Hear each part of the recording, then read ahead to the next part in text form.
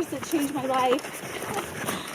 Definitely learned some new things about myself out there on those mountain ranges. And well, learn things you are not going to learn anywhere else.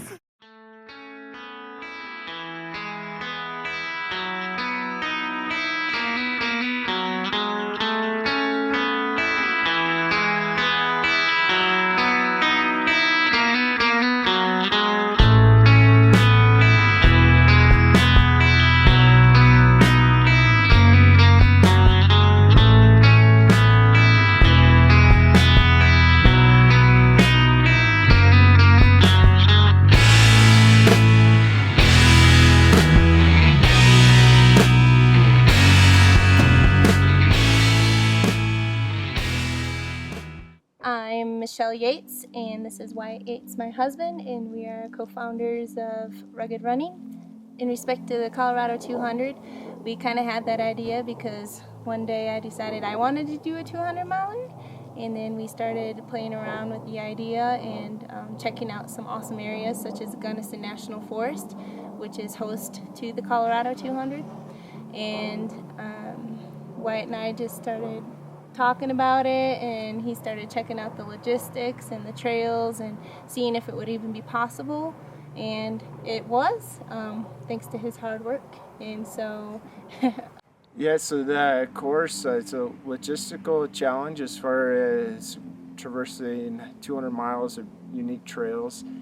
There's some out and backs to some of the aid stations, but runners get to travel over the range by the Collegiate Peaks as well as the Elk Mountains over by Crested Butte. It's basically kind of an odd shape loop that they do traversing through the mountains. They get to experience a little bit of everything. I've been racing in Europe, and I know there is technical, but the races I have done in the States, like the trails were so beautiful, so well done, and like running on a paved road. But here, no, it's very rough. It's very rocky and very steep. So it makes me think a lot about UTMB. It looks a lot about UTMB. So when I start finding out that I thought to myself, oh, this is going to be harder than I thought. So, but I love mountains, so I was happy most of the time. And no, I love the race course. It's very difficult and it's very technical.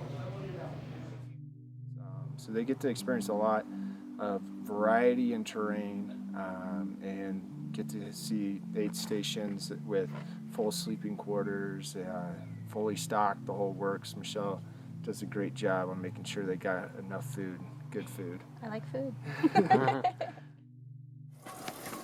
So we have all kinds of hot food that we can make to order. We've got your menu right here. Just let us know what looks good, and we will get it to your mouth. Right there? Yeah. I had ham and eggs 3 times. I had 3 burger patties, twice with cheese, once without. I had. It wasn't anywhere along. Most of the sugar wasn't touched. Most of the sugar was not touched. Yeah, there wasn't anywhere along the trail that I felt like I was low in energy that food would fix.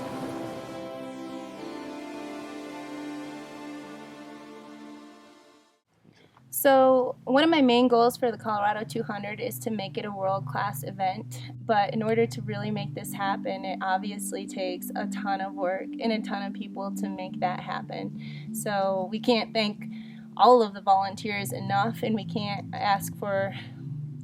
stop asking for more volunteers. And then, of course, having medical at every aid station is definitely important, all the way down to the porta potties and the food and the, organizing the volunteers so they know what they're doing, and keeping everybody in line in communication so we can actually make this a successful and safe event. I'm Nick Nudell. I'm the medical director of the Colorado 200 race and the executive director of the ultra medical team. Being a medical director at these kinds of events is a lot of fun. It's really exciting to get to see the runners at the beginning with their nervous excitement, and then follow them through the course of a race and see the progress that they're making, see how they fight through the challenges and troubleshoot the issues and work through their demons, and see them cross that finish line and realize exactly what it took for them to put into it. It gives me a unique perspective on everybody's successes at these events, and so it makes a lot of fun. It's a very rewarding job for me to have. We had a full complement of medical volunteers. We had nurse practitioners, EMTs, paramedics, firefighters, all kinds of backgrounds and experiences spread out at the aid stations throughout the course. To be able to take care of somebody, because we're up in the mountains, we're not in town, we're far away from town, but it's very nice and reassuring to know that we have everything that we need to take care of the kinds of issues and medical challenges that we might find at a 200-mile ultramarathon. But there's some gnarly trails. There's some trails that are not runnable. There's trails that will really test their grit. With rocky, if it's raining, they're going to get muddy and sloppy, and a lot of them traverse that at night when it's 35 to 40 degrees out and they're walking through a creek for a mile.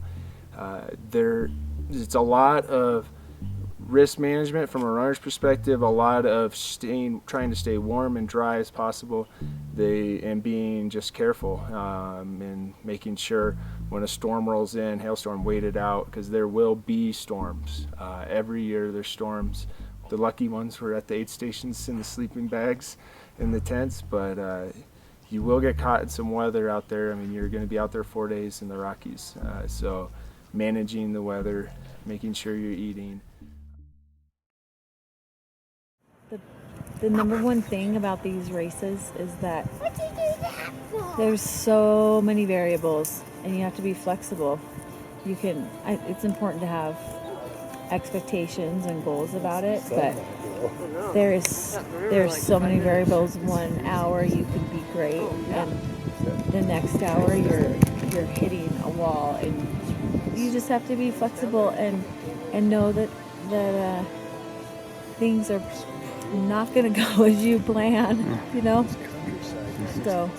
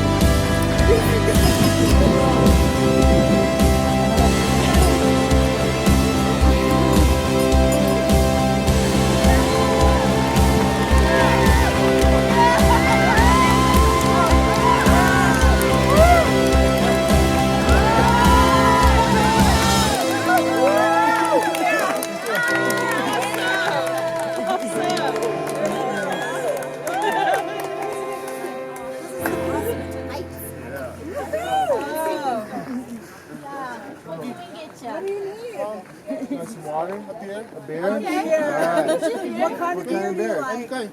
Any kind. 200 miles in the Rocky Mountains, it just doesn't, in 4 days, is not easy. And for them to reach that, I think that sense of self-confidence they get, and emotion they get from it is what drives them to do it and come back. And not only the 200 milers, the relay portion of it as well was really exciting this year, and that was new. And this year we had a 20-mile leg, a 50K, a 54-mile, and a 100-mile leg. There was people out there that had overcome some goals that they had personally had as well in those events. I had somebody run their first 50K ever, and boy did they pick a great one, a great challenging one. You know, so there's other minor goals going on besides for the 200, and some of those guys just, wow, they ripped it out there. I love adventure. I used to do an adventure racer, and this race seemed more like an adventure race than a running race. So I really remember a lot of things that I lived in adventure racing. So I used to love that sport, and it brings me back to that happy place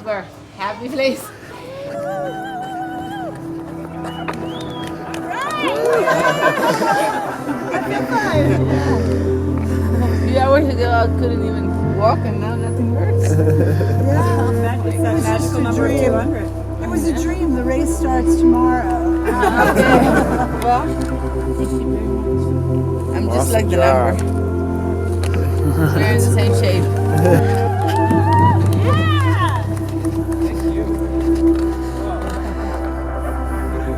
Congrats. Way to go. Good job, Rick. Yeah, thanks for all the tips. Keeping all the parts.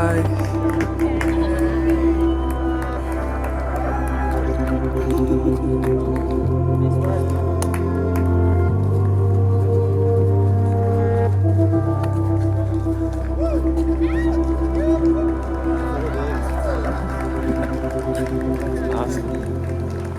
If you were going to run 200 miles, what would be your number one strategy? Long strides.